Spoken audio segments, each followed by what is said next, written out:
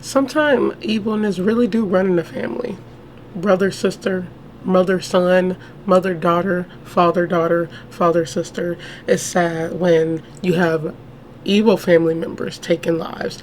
Now, I'm talking about taking lives of their own children. I'm talking two siblings who both killed their kids. 2 different years, two different murders, but the point is that it runs in the family.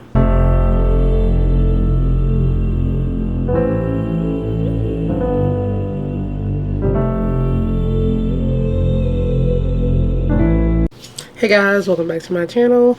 I'm trying to see if I want to record. Y'all, I do this every time I put these glasses on. Do I want to record with them on or off? I don't have lashes on, but it's alright. My eyes just look so small. But I think I might leave them off. The only thing I want to wear them, but the glare. Really, I know it annoys y'all because it annoys me. But that's why I normally try to turn my head this way because you can't really see it. Like, I try not to show it, so I'm going to leave them on for a while. But y'all, we're going to jump right into this one. This is an insane story. So we have a woman and her boyfriend who took the life of her 3-year-old child. So sad. I'm talking, y'all, this runs in the family. And we know this because at the end, they're going to talk about it. Her brother and her brother's wife is currently serving a life sentence for murdering their child. I'm talking about what is going on. They murdered the boy, this couple. They murdered the boy by beating him, torturing him, and suffocating him to death. 3 years old. To make room for a new child that they wanted to have. I'm talking about evil don't even, it's not even the only word. It's so sad. People who can take a life, a child life, bottom of the scum. Just get them out of here. Give them death penalty. And I believe they were just, it's only on here because they were just fully, I think the case is done and they were just fully charged. I could be wrong, but that's what I think is going on. It's just so sad. This happened in 2018. Just low lives, and this is why the death penalty should be created for people like this. They were really like, the little boy had blunt force trauma on his head, suffocation marks. I'm talking about, I hate talking about kid deaths, but it's so necessary because recently, y'all, it's been happening so much more. Every time I do my research, I go to the news. And then I go on Law and Crime because they put new cases up every day. Y'all won't understand how many I seen yesterday. It's actually insane. So on that note, let's get into it. Mom and boyfriend killed 3-year-old to make room for a child that two of them could have together. So her name is Amanda Mason. The little boy's name is Matthew Mason. And the boyfriend's name is Maurice Hull. A 28-year-old mother and 31-year-old man were arrested in Michigan in the death of the woman's 3-year-old son, who investigators said was killed in his home nearly 7 years ago. Amanda Mason and Maurice Hall, her boyfriend at the time of the incident, were taken into custody on Friday and charged with 1 count each of first-degree murder in the 2018 slaying of young Matthew Mason, authorities announced. Hall is also facing 3 counts of assaulting, resisting, or obstructing a police officer stemming from his alleged conduct during the arrest on that day of Friday. According to a Friday news release from the St. Clair County Sheriff's Office, Matthew was found dead in his bed inside of the family's Port Township home on February 18, 2018, while no details surrounding the circumstances of the arrest were provided last week. The Sheriff's Office said that the arrests were made following significant recent developments in the investigation into the toddler's death. During the arraignment hearing on Monday, prosecutors said that Matthew suffered years of abuse at the hands of both defendants, per courtroom footage posted by Detroit affiliates. Now I'm curious, when do kids start going to school? Is 3 too young? I think it's good for daycare, but I also found out that they said pre-K isn't required anymore. I went to pre-K, I went to daycare, pre-K, kindergarten. My mom was a single mom of a lot of kids, of 5 of us, okay? So we was all in school, but only 2 of us went to pre-K. And I remember pre-K, it was a good time. You learn the basics. But I don't really think that's required anymore. But I am curious about when do people, I think 3 is, you can go to daycare, right? I think that's daycare age. I don't know. But I said that because I'm curious if anybody noticed anything. Little kids, it's like so sad. Something was also interesting. I found out that, kids who are getting abused, little kids who won't say anything. It's like, the mind is so interesting. I don't know. I wonder if it's like a if people know, if you might have a theory, you could put it in the comments. But is there something stemming around the brain where if something happens, you just don't say anything? It's interesting, isn't it? Little kids, they can hide abuse for years. They will take that to the grave if you never get it out of them. It's interesting. Sexual abuse is one of the I think that's like the number one thing that people really will hide. Like, you don't automatically tell anybody. Kids who are getting abused, like physically getting abused and sexually abused, they won't say anything. You notice some off when, like, about the way they're talking, the way they're moving, if their actions have changed, if they were fun and, like, having fun before and all energetic, then they get quiet, you might notice something. And then even if you ask them, they won't say anything. You really have to, like, get it out of them. That's why they have forensic psychiatrists. Not psychiatrists, but forensic interviewers. In one of my classes, I took a case study class for sociology. It was like a year ago. It was a part of my degree. It was just an extra thing I took to learn it. It wasn't a part of my degree, but I needed an extra class. And I'm always intrigued with certain classes, and I was intrigued with the case study. But we did a lot of cases, like murder cases, and my professor at the time would bring cases and we would, like, talk about them. But we had a guest, and it was a forensic interviewer, and she told us that that's how they get stuff out of kids. They have forensic interviewers who interview the kids while they're playing. They're doing blocks. They draw things that happen to them, because it's not easy to get it out. And that's also why it's not that easy for them to go to court, because a lot of people won't believe kids, and that's why they have forensic interviewers to go in for them. It was just interesting that I learned, but because kids be so young, and it's like I said, they don't just talk. You have to find a way to get it out, and it's sad. Like, for years, this little boy was getting abused, and nobody knew. The fact that you could put your hands on a child like that is actually insane. People like that don't deserve to be here. We don't like them. May they suffer forever. We came to realize of a scheme where both defendants conjured up this lies of previous injuries to the victim, in our case, Matthew Mason, and came up with a lie about how the injury occurred prior to talking to investigators. Assisting prosecuting attorney Josh Sparling said Monday, adding that both defendants admitted that the other abused Matthew. Sparling alleged that Matthew was subjected to very cruel, torturous abuse and punishment, such as being placed in timeout on his knees, where his head would be banged off the drywall, and being locked in his room for hours on end without food and water. There was prior time where Maurice placed a pillow over the child's face and pretended like he was playing, but yet we know from the autopsy that Matthew died from blunt force trauma from all of the injuries he sustained, as well as suffocation, Sparling said. The proceedings then took on an even more depraved tone as the prosecutors relayed another allegation against Mason and Howell. Not to mention this plan that was put forth to kill Matthew to make room for a child the two of them could have together. The Macomb County scanner reported that during the duo's arraignment on Monday, it was revealed that Matthew was likely beaten and choked to death, with investigators determining that his manner of death was a homicide. It is my opinion that Matthew Mason died secondary to blunt traumatic injuries with features of asphyxiation, St. Clair County medical examiner Daniel Spitz reportedly wrote in the autopsy report. The extent, severity, and distribution of the traumatic injuries is indicative of inflicted trauma. Oh my goodness, this is like so heartbreaking. Just like to know what little kids go through being abused, and like people who are almost murdered. But then think about the ones that are murdered, like died in such a painful way. He's only been alive 3 years, and his life was just cruel by people who did not want him. The mother didn't want him. I don't know where his dad is.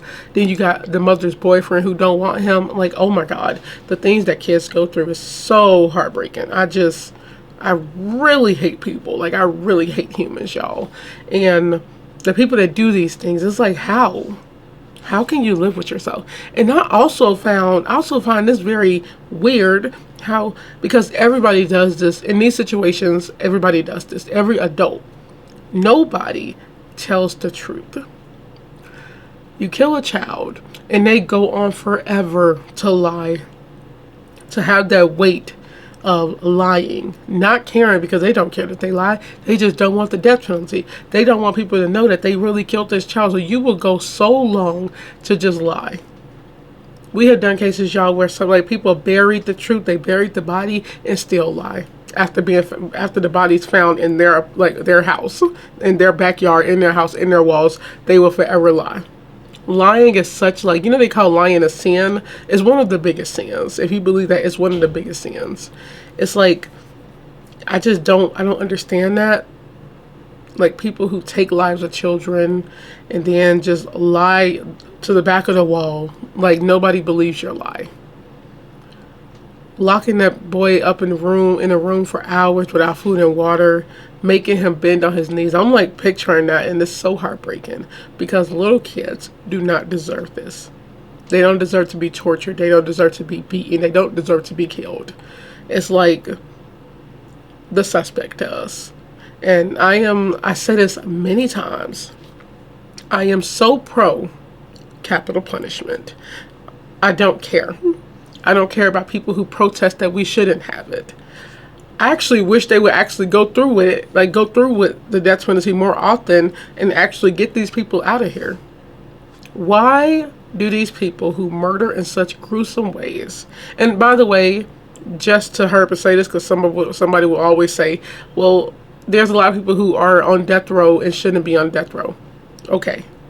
I'm talking about stuff that's proven. People who murder, and that's the main thing to me, murder. I don't think anybody should be on death row for like drugs or like robbery or something like that if it didn't end with murder. But cases that ends with murder, especially child cases, 100% deserve death penalty. They deserve to die. They deserve to die. I'm not talking about no 10 years later on death row. I'm talking about that next week. After everything is proven, get them out of here. I know it sounds so barbaric, but like, you have to really think about it. Like, I want to say put yourself in that victim's place, but it's very dark and it's very hard to do that. Like, every time I talk about cases, I try to imagine it, and it's so dark. I've cried a few times off camera of certain cases because it's like, just imagine it. Imagine being chopped up, like, by somebody you know. Not caring about anything. Really picturing that they did that and then had to look at it and continue to clean it up and hide the body. Like, you really have to think of that, and it's very scary. Like, that is some sinister stuff. And y'all think, well, the people who do believe that they should abolish the death penalty, you believe those people deserve, life in prison. They deserve to still breathe? No. And the reason is why. Because their victim is gone. Why should they deserve to breathe air after they took the air from the victim? It's so simple. But yeah, if it's proven, get them out of here. We shouldn't even have serial killers still on death row.